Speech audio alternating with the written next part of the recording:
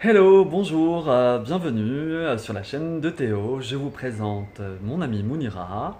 Bonjour, bonjour Théo, Hello bonjour à tous. Mounira.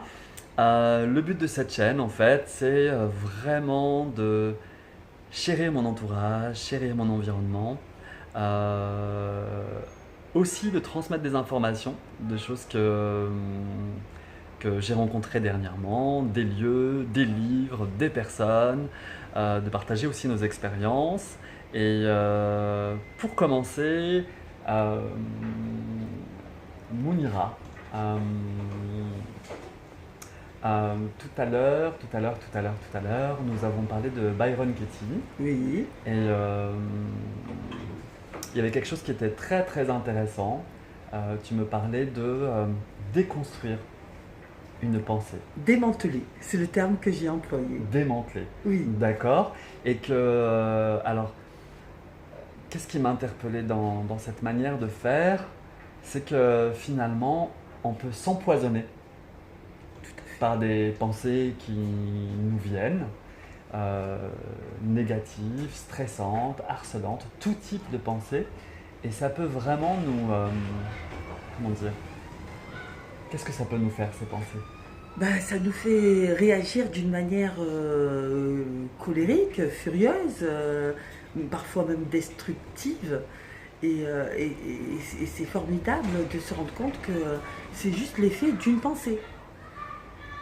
Et surtout, cet effet s'amplifie lorsqu'on s'identifie.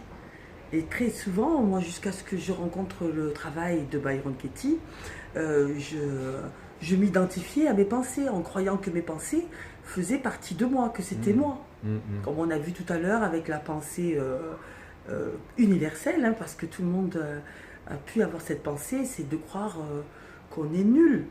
mm. Mais c'est au-delà de la croyance, on s'y identifie complètement. Donc en fait c'est marrant parce que tu as dit identifier. Hmm. Donc finalement c'est vraiment de voir en fait la vérité, à savoir est-ce que c'est vraiment nous dans ce que l'on vient de penser dans l'instant? C'est ça? C'est se retrouver soi? Se trouver, trouver notre véritable soi au travers de ce démantèlement de la pensée? Pour moi, c'est un dépouillement d'identité, si je puis dire, de personnalité, parce que ça fait partie de notre personnalité, toutes ces croyances-là. Ça fait ce que l'on devient dans ses attitudes. Hmm. Et D'accord. de pouvoir vraiment de les identifier, ces pensées, de les poser sur papier, Hmm. ça peut se détacher. On finit par se détacher de ces pensées-là et de pouvoir découvrir, comme disait notre ami Carl Rogers, parce que c'est quand même le parcours que j'ai suivi auparavant, c'est de retrouver son soi organique. Voilà. Super. Euh, donc tu parlais de Byron Katie, du démantèlement de la pensée.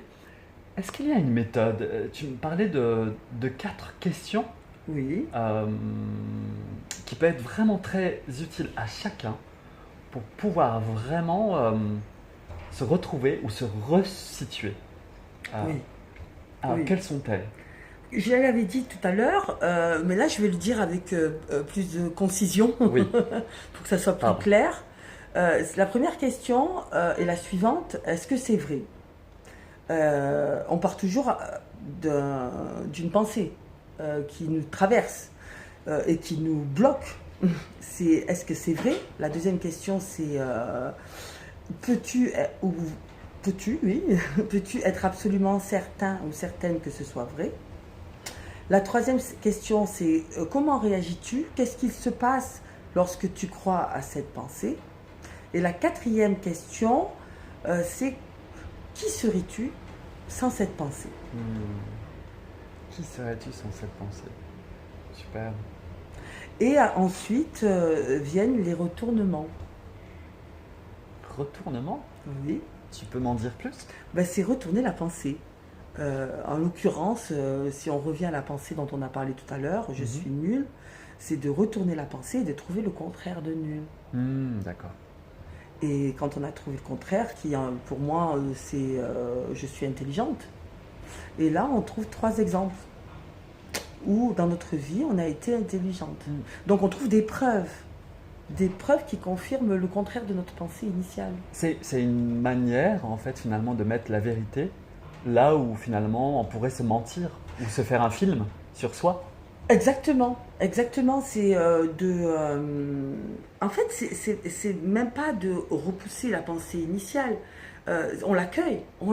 Et moi, c'est la manière dont j'ai envie de procéder avec ce travail, c'est de t'accueillir tout avec amour. C'est-à-dire que la pensée, on l'accueille. Parce que très souvent, quand on a des pensées stressantes, on a envie de leur foutre un coup de pied. Et c'est ce qu'on appelle l'ego.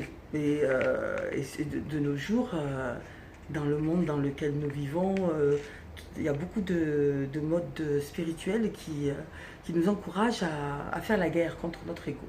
Et là, je trouve qu'avec ce procédé, c'est vraiment apporter de la douceur et accueillir cet ego avec douceur et toutes les émotions qui en découlent avec douceur.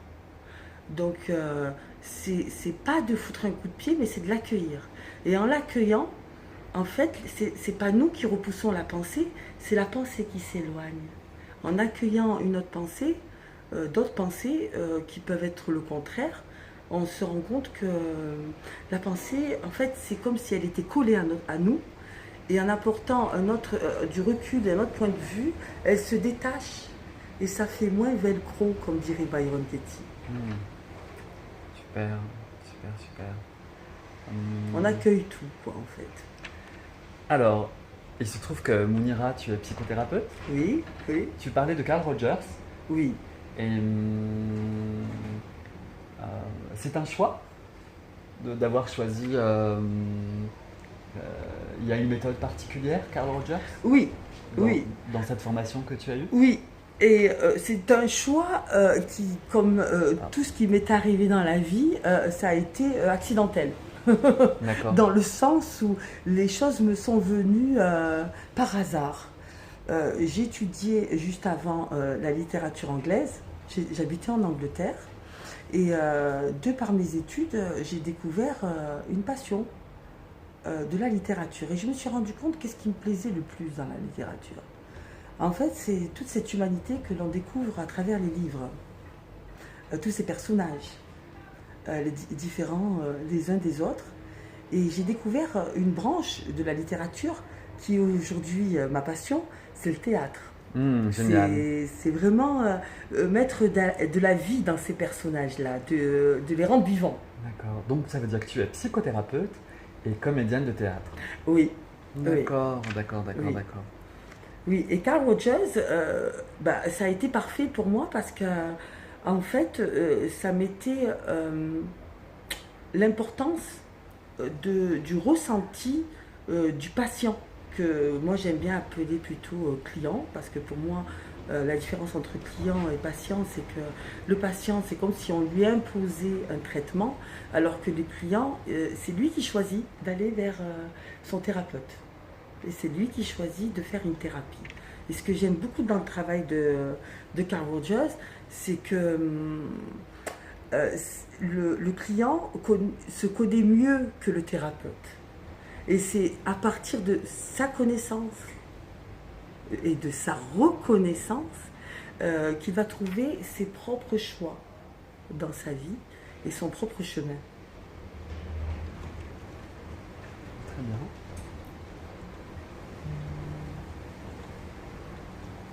Bon, alors nous avons vu les 4 questions pour démanteler la pensée. Oui. Nous savons que tu es psychothérapeute et comédienne. Donc tu nous parles de Carl Rogers, du choix que tu as fait de cette formation. Mounira, as-tu des livres en ce moment des livres de chevet ou des livres qui t'inspirent En fait, j'ai un livre référence, et comme je vous ai dit dans l'autre vidéo, comment j'ai connu Byron Katie, c'est encore par hasard.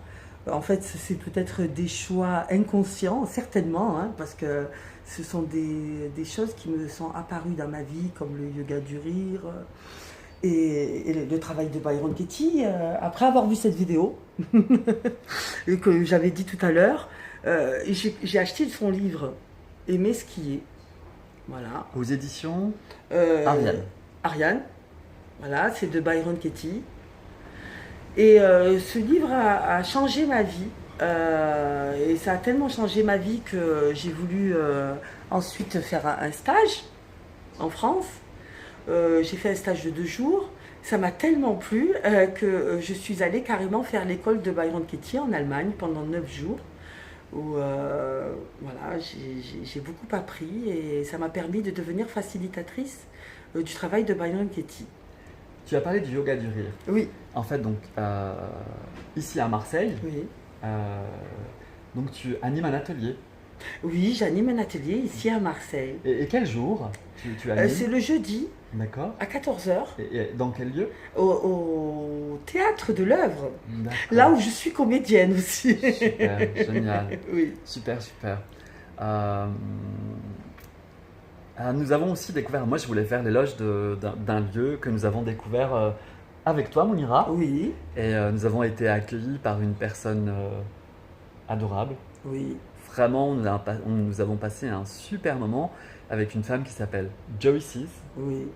Et on a découvert un lieu. Qui s'appelle le Soleil Intérieur. Le Soleil Intérieur. Qui se trouve au 18 rue d'Avsaux, à Marseille. Oui.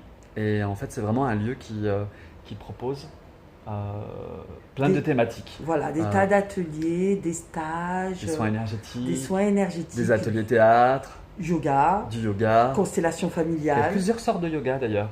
Plusieurs sortes de yoga. Voilà, de la méditation aussi. De la méditation. De la méditation. Oui, collective. Oui. Et moi, j'avais fait il y a quelques années des ateliers de danse de l'être, que j'ai trouvé formidable.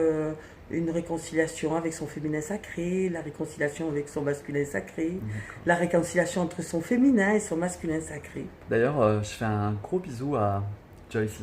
Ah oui. Je l'embrasse très fort et merci pour ton accueil très chaleureux et très joyeux. Tu portes bien ton nom, Joy. Joyce, qui est très joyeuse. On pourra avoir d'autres moments. Hein. Moi, j'ai avec grand plaisir de partager d'autres moments avec toi, Mounira. Je vais partager, Théo. Et avec grand plaisir une prochaine fois. Est-ce que j'ai oublié de parler de quelque chose? Donc je vérifie. Non, tout est ok pour moi. À très bientôt sur la chaîne de Théo. Avec plaisir. À très bientôt. Merci à toutes et à tous.